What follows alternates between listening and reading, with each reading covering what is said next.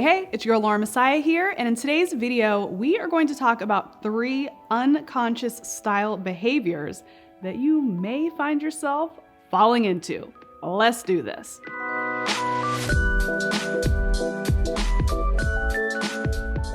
So let's talk about unconscious behavior. This means you don't know you're doing it until someone calls you out on it, or until something happens and you're like, how did that happen? So we're gonna break down 3 of them. And if you find yourself being like, that's me, great. Now you're conscious of the behavior and we can do something to change it. Behavior number 1. Quick question. Are you a personal stylist or an aspiring personal stylist who wants to get paid to make people look pretty?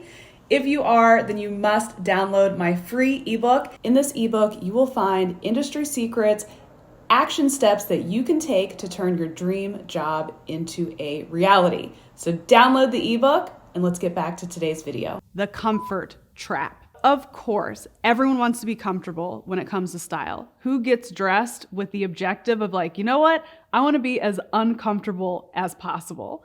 However, in style, there are varying degrees of comfort. Like, don't fight me. I know you want to. Fight it in the comments, but jeans are comfortable. Not all jeans are comfortable, but for the most part, denim is a comfortable piece of clothing. But sweatpants are even more comfortable than jeans. Leggings are even more comfortable than jeans. A dress, comfortable. A big old muumuu, that's extra comfortable.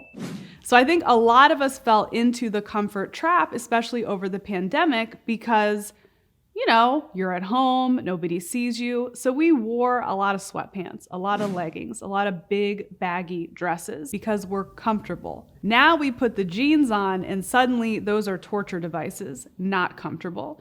You've put yourself in a comfort trap. Comfort traps can lead to weight gain. I think a lot of us experience that as well over the pandemic. It can result in sloppy behavior, right? Your unconscious mind knows that sweatpants mean laying around, chilling, being lazy.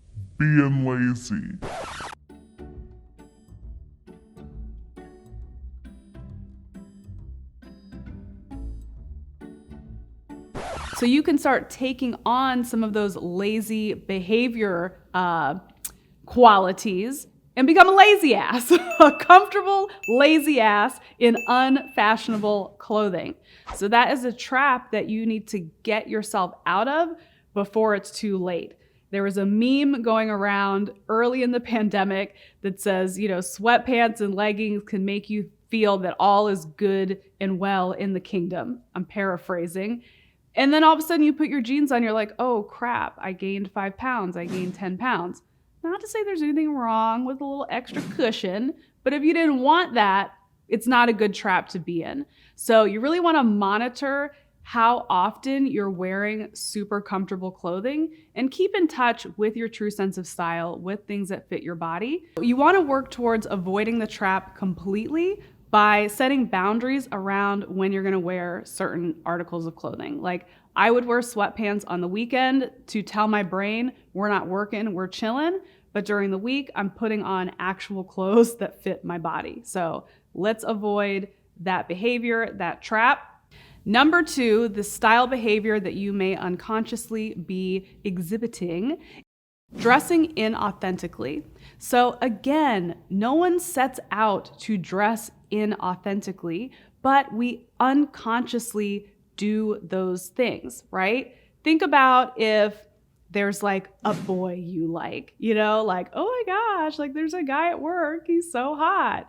And you start dressing in a way to get his attention, right? Or you're thinking that you need to fit in with a certain group of people. Like I would do this all the time in high school because I didn't really belong to a group. So I'm like, ooh, I'll dress like a punk rock girl. Like, ooh, I'll dress like this and maybe I can infiltrate that group.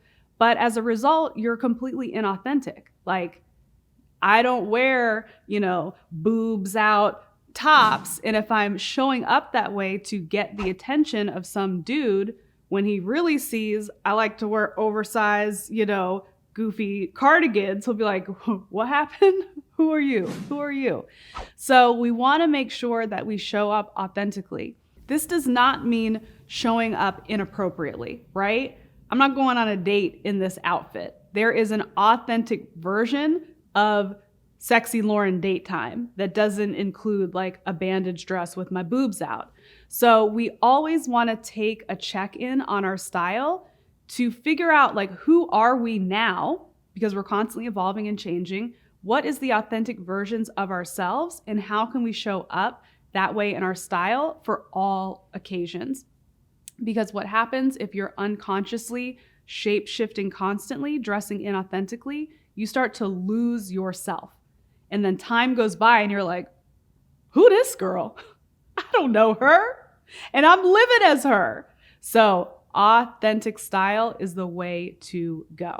And the final unconscious behavior that we're going to cover today is overspending. I will be the first to admit that I am not a girl that enjoys having a budget at all. This is why I have like people in my corner that I don't rely on solely. I'm still part of the game here, but I have people that help me with my finances because I don't like a budget, okay? I just like to spend money. But if you're doing so unconsciously, and whether you consider yourself like a fashionista, a shopaholic, I guarantee you're probably still doing it. So I'd worked with a client very early on in my career, and she's like, oh, I never spend money on clothing. I always get stuff from clothing exchanges. I'm like, girl, we need to work on spending some money. That topic for another video. But she started to go through her bank account, and she uses some software to track her finances. And she realized that she was unconsciously spending a lot of money on style, just stuff she didn't even like. Going to Target and picking up a random sundress, picking up, a random t-shirt that you see. You're unconsciously overspending and not spending on your style in a way that moves you forward. So a bad habit that I get into is, I love clothes, right? And if I'm bored, let me just scroll through Net-a-Porter. Let me just scroll through Matches.com. Ooh, that's a cute shirt. That's a cute shirt. And I'm just ordering shit. Look at my bank. I'm like, oh my God, I just randomly spent, 10 grand on clothes without even thinking. And that's how money gets away from us. But that's also how our style gets away from us. If we're shopping because we're bored, if we're shopping, to fill some sort of void, you're still going to open your closet and say, I have nothing to wear. You're just going to be short a lot of money as well.